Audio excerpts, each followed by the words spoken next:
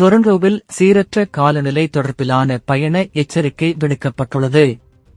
இன்று வியாழக்கிழமை கடுமையான பனிப்பொழிவு நிலவும் என எதிர்வு கூறப்பட்டுள்ளது. டொரண்டோ பெரும்பாக பகுதியில் சுமார் 10 சென்டிமீட்டர் அளவில் பனிப்பொழிவு ஏற்படும் என கனடிய சுற்றாடல் திணைக்களம் எச்சரிக்கை விடுத்துள்ளது.